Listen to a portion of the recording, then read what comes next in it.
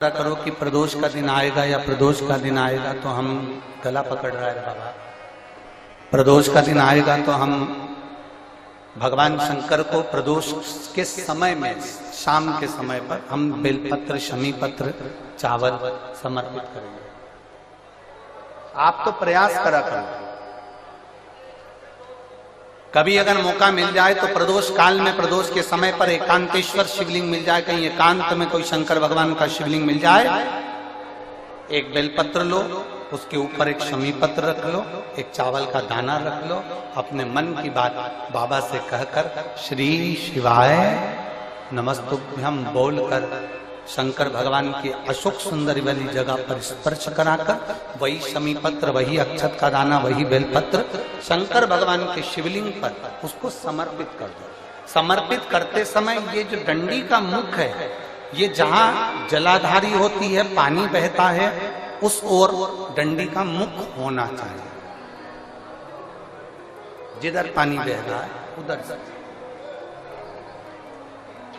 करो।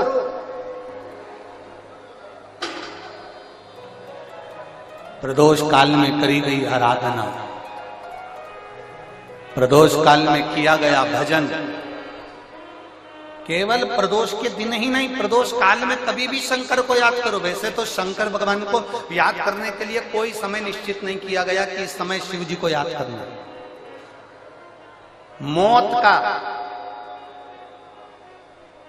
मौत का और महाकाल का आने का समय कभी निश्चित नहीं होता।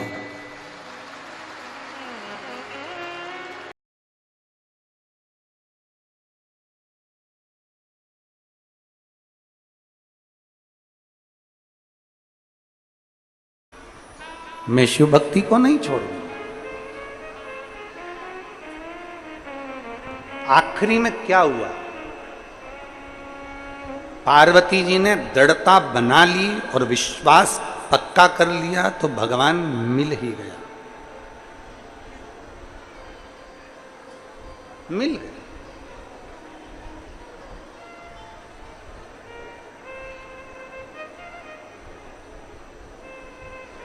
कलयुग का असर कहां दिखता है?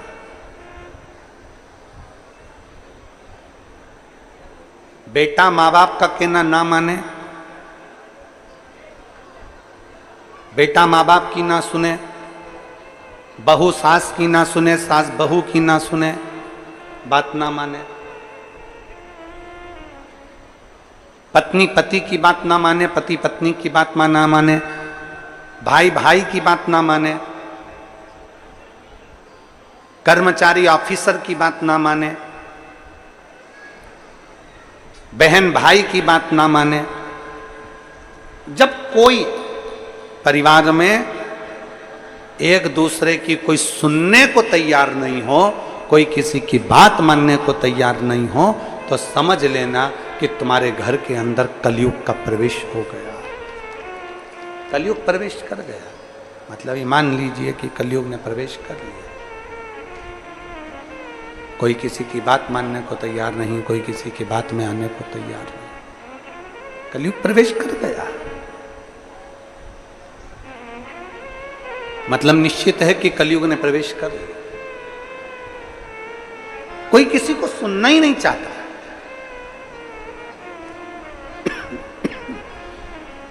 कोई किसी को सुनना नहीं चाह रहा है।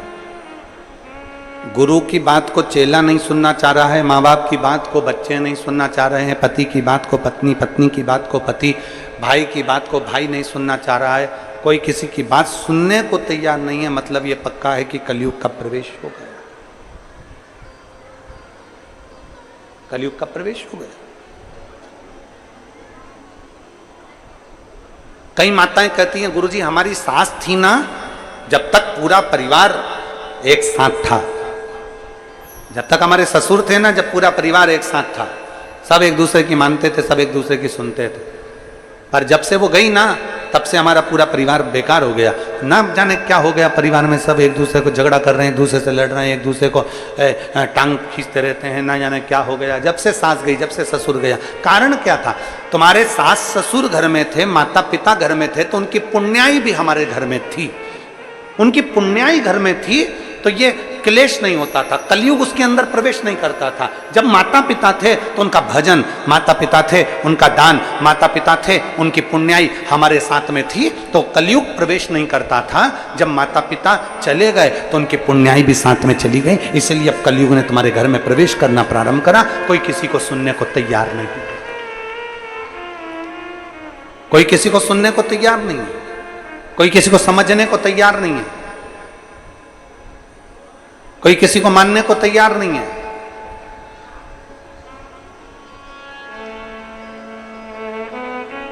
पार्वती जी ने जिद पकड़ ली, जिद। कौन किसको सुने? पुण्याई से सिद्धता थी।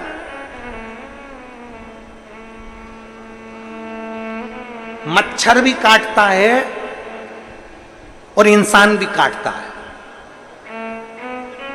थोड़ा लोगों को बुरा लग जाएगा हमारी बात का, हमारी बात का लगता बहुत जल्दी लोगों को बुरा, तुरंत मिर्ची लग जाती काली वाली लोगों को। हम बोले और उन्होंने तुरंत काटा, और काटा और उन्होंने तुरंत बोला। मच्छर भी काटता है और मनुष्य भी काटता है, पर दोनों में एक अंतर भारी है। मच्छर काटता है तो खून पीता है, और मनुष्य काटता है तो पूरा कुली पी जाता है। मच्छर भी काटता है और मनुष्य भी काटता है। मच्छर काटता है तो खून पीता है, और मनुष्य काटता है तो कुल पी जाता है। पूरा की पूरा कुल, भाई की भाई, परिवार की परिवार नष्ट होते चले जाते हैं। दोनों में अंतर है। मच्छर कभी मच्छर को नहीं काटता, ये उसकी क्वालिटी है।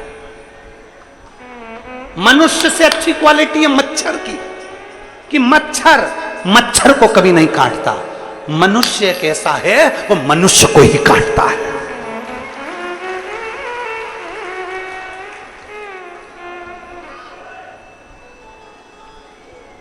मनुष्य केवल एक ऐसा है, वो मनुष्य को ही काटता है। मनुष्य को आपस में एक दूसरे को काटने में लगा हुआ है, आपस में समाज को, परिवार को, धर्म को, नीति को एक दूसरे को काटने में लगा हुआ है। उसने ये कह दिया काट दो, उसने ऐसा कह दिया काट दो, उसने ऐसा बोल दिया। दिन भर 24 घंटे उसका एक ही काम है, दिन भर काटना, किसी की बुराइयां निकालना, बुराइयां निकालते रहो, निकालते रहो, निकालते रहो, निकालते रहो। कभी कभी तो ऐसा लगता है कि परमात्मा ने इनको जन्म ही केवल बुराई निकालने के लिए भेजा। अच्छा देखो ना, घर में एक बहू है, घर में एक सास है। सास कभी बुरी नहीं होती, ना बहू कभी बुरी होती है। अगर सास बुरी होती तो तेरे को लेके नहीं आती, और अगर बहू बुरी होती तो वो तेरे घर में नहीं आती। दोनों अच्छी है, सास भी अच्छी है, बहू भी अच्छी है। बस समय का चक्र थोड़ा सा घूम जाता है, जिसमें दोनों का अहम सामने आकर खड़ा हो जाता है। ये शोरगुल जो हो रहा है, इसको थोड़ा सा सेट करिए ना बाबा। सास भी बुरी नहीं है, बहू भी बुरी नहीं है, दोनों सामने, दोनों का अहम सामने आकर खड़ा हो जाता है, दोनों का। इसलिए समय का चक्र बुरा बता देता, समय का चक्र बुरा हो जाता। कोई बुरा नहीं संसार। भाई भाई बुरा नहीं है, देवरानी जेठानी बुरी नहीं है, ननंद नंदोई बुरे नहीं है, परिवार का कोई सदस्य बुरा नहीं है, पड़ोसी बुरा नहीं है, रिश्तेदार बुरे नहीं है, नातेदार बुरे नहीं है। संसार में कोई बुरा नहीं है। आप अपना चश्मा तो चेंज कर कर देखिए। पीला चश्मा लगाकर देखोगे तो सब पीले दिखेंगे, काला चश्मा लगाकर देखोगे तो काले दिखेंगे, नीला चश्मा लगाकर देखोगे तो नीला दिखेगा। बुराई के चश्मे से देखोगे तो सब बुरा नजर आएगा, अच्छाई के चश्मे से देखोगे तो सब अच्छा नजर आएगा। चश्मा तो चेंज करिए, थोड़ा स्लो करो वाद्ययंत्रों को। चश्मा तो चेंज करिए थोड़ा सा, और चश्मा चेंज कर कर देखिए। आप थोड़ा सा चश्मा चेंज करोगे, आपको सब अच्छा नजर आने लगे, सब अच्छा दिखे।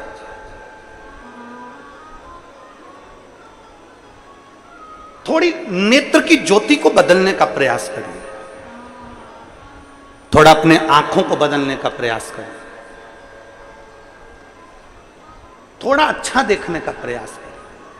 फिर निवेदन, मत बुरे कर्म कर बंदे वरना पछताएगा, भगवान की आंखों से तू बच नहीं पाएगा, तू बच नहीं पाएगा। अरे ओ अज्ञानी मत करना नानी, तेरे कर्म का फल भी तू ही पाएगा, जैसा किया तूने तेरे आगे आएगा। मत बुरे कर्म कर बंदे वरना पछताएगा, भगवान की आंखों से तू बच नहीं पाएगा, तू बच नहीं पाएगा। कुछ अच्छा देखिए, और जब हम अच्छा देखेंगे तो हमें अच्छा प्राप्त होगा। कुछ अच्छा देखने का प्रयास करेंगे तो अच्छा मिलेगा। एकाग्र विश्वास, एकाग्र भरोसे से शिव को प्राप्त कर लिया। हमारा विश्वास, हमारा भरोसा शिव के करीब में लेकर जाता।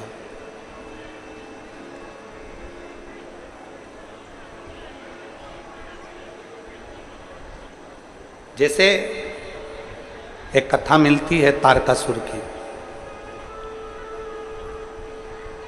तारकासुर का एक भरोसा था कि मैं भगवान शंकर के पुत्र के द्वारा प्राणों को त्यागूं। एक भरोसा था, डीले कम करो,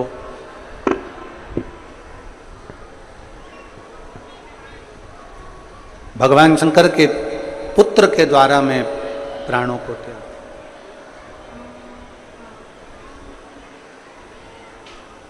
एक विश्वास,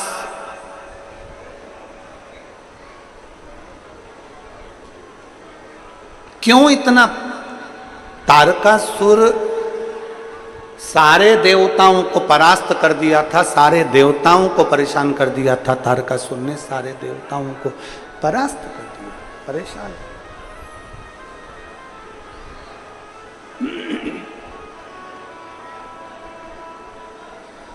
पर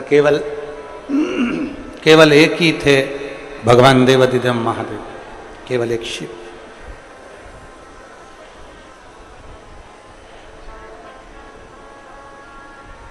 तारकासुर ने शंकर भगवान से कभी युद्ध नहीं लड़ा। हाँ, बीच बीच में शंकर भगवान के पास में जब खबर जाती थी कि तारकासुर एक असुर है और बहुत उपद्रवी है, बहुत उपद्रवी, बहुत थे। तारकासुर शिव जी को देखता, पर शंकर भगवान के सामने तारकासुर का कभी युद्ध शंकर जी से नहीं। सारे देवताओं का हो गया, पर शिव का नहीं। हमने पहले भी कथा में कहा है, आज फिर कह रहे हैं, शंकर भगवान का कोई दुश्मन नहीं है, कोई दुश्मन नहीं। शिव का कोई द्रोही नहीं। शिव के सब प्रिय, नाग, असुर, किन्नर, मनुष्य, राक्षस, देवता, गंधर्व, जितने जीव, थलचर, वायुचर, जितने जितने जीव हैं, जितने जितने भी हैं, सब भगवान शंकर के प्रिय हैं।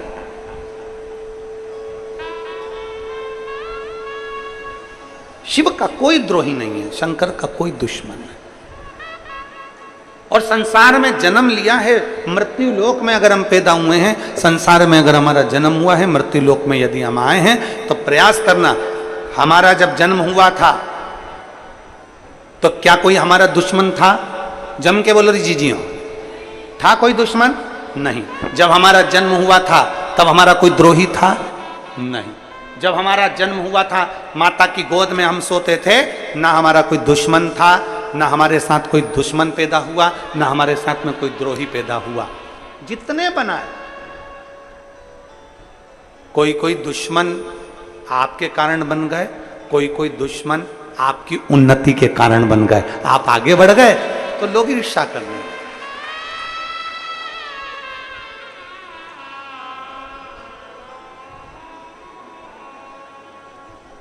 और फिर निवेदन है, चाहने वाले जिंदगी में कम हो जाएं, चल जाएगा।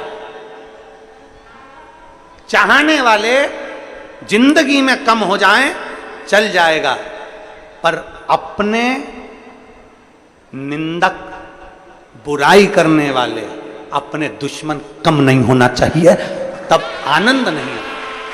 चाहने वाले कम होंगे चलेगा, पर निंदक कम नहीं होना चाहिए।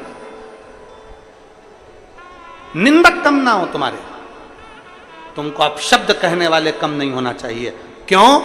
क्योंकि जितना चाहने वाले तुम्हारा प्रचार नहीं करेंगे, उतना निंदा करने वाले तुम्हारा प्रचार करते रहेंगे, अपशब्द कहते रहेंगे, ताना देते रहेंगे, आड़ा तड़ा कहते। इनकी कमी नहीं होना चाहिए महाराज, इनकी कमी ना हो। भगवान शंकर का कोई दुश्मन नहीं, शिव का कोई द्रोही नहीं, शिव का कोई दुश्मन, भगवान शंकर का कोई द्रोही नहीं है, कोई दुश्मन। सब जितने भी हैं शिव के प्रिय हैं। सांप में जहर भरा होता है, जहरीला सर्प होता है, पर शंकर का प्रिय है। बिच्छू में जहर होता है, पर बिच्छू शंकर का प्रिय है। समुद्र खारा होता है, पर शंकर का प्रिय है। गंगा निरंतर कल कल बहने वाली, ना जाने कितने उपद्रव करती हुई, कहीं इस छोर से कहीं उस छोर तक जाने वाली, शिव की प्रिय है। नंदी, भृंगी, श्रृंगी, भूत, प्रेत, डाकनी, पिशाचनी, चुड़ैल आदि जितने जितने हैं शंकर के सब प्रिय हैं। शिव का कोई द्रोही नहीं, शंकर का कोई दुश्मन नहीं।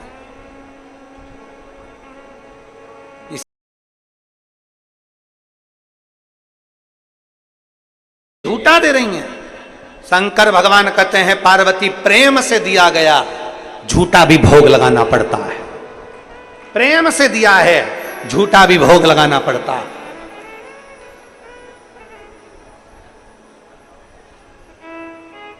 झूठा? हां, पार्वती मैया ने तो झूठा का भोग स्पर्श ना किया। शंकर भगवान ने झूठे का भाग जैसे ही उठाया, उठाते से ही उस भाग में से थोड़ा सा टुकड़ा नीचे गिर गया। जो नीचे गिरा तो उसमें से पार्वती जी का एक अंश प्रकट हो गया। मां मातंगी सामने प्रकट हो गई, मां मातंगी सामने प्रकट हो गई। जैसे ही मातंगी माता प्रकट हुई, सुंदर उनका हरा वर्ण है, लाल वस्त्र है, और सुंदर मां का आशीर्वाद आनंदमय देने वाली मेरी मां सम्मुख में जैसे ही प्रकट हुई, प्रकट होते से ही माता पार्वती ने पूछा शंकर जी से, ये कौन है? शंकर भगवान कहते हैं, सुनो पार्वती, अपने भक्त के झूठे भोजन को पाने के लिए तुमने ये तुम्हारा एक अवतार मातंगी के रूप में लिया है। मातंगी के रूप में? प्रभु, क्या आप मुझे नहीं मिलोगे? शिव जी कहते हैं, मैं मातंग बनकर तुम्हें प्राप्त होऊंगा, मैं स्वयं मातंग बनूंगा, तुम मातंगी बनोगे। शंकर जी के 10 अवतार में से एक अवतार है भगवान शंकर का, एक नाम है मातंग। शिव जी का एक नाम है मातंगेश्वर महादेव, और पार्वती जी का एक नाम है मातंगी। कौन सी माता? जम के बोलो जरा, मातंगी। आज भी माता मातंगी ऐसी हैं जिनको झूठे का भोग लगता। आज भी किसके लिए प्रकट हो गए? शिव किसके लिए? जो लोग कहते हैं कि भगवान शंकर तो लोग कहते हैं, कोई कहते हैं कि इनसे भगवान प्रसन्न हो जाते हैं, कोई कहते हैं धन वालों से भगवान प्रसन्न हो जाते हैं, कोई कहे करोड़पति से भगवान प्रसन्न हो जाते हैं, कोई कहते हैं संपदावान से भगवान प्रसन्न हो जाते हैं। करोड़पति से, धनपति से दुनिया के लोग प्रसन्न हो सकते हैं, पर करोड़पति और धनपति से मेरा महादेव नहीं मेरा महादेव तो तुम दिल से पुकारो उससे प्रसन्न हो जाता है। करोड़ों के धन से मेरा महादेव प्रसन्न नहीं होता, लाखों के धन से मेरा महादेव प्रसन्न नहीं होता। मेरे महादेव को प्रसन्न करने के लिए तुम्हारे निर्मल मन जो तुम्हारे पास में है वो तुम दे दो शंकर, जो तुम्हारे पास।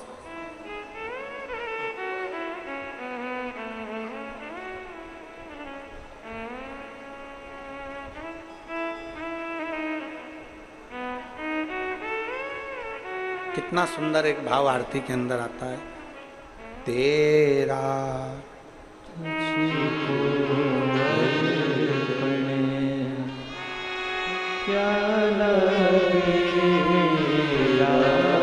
आप भी बोलिए जरा, तेरा तुझको क्या लागे मेरा बाबा, क्या लागे मेरा। क्या है? सब कुछ तेरा, हमारा है ही नहीं। जो दिया वो सब तेरा, जो दिया।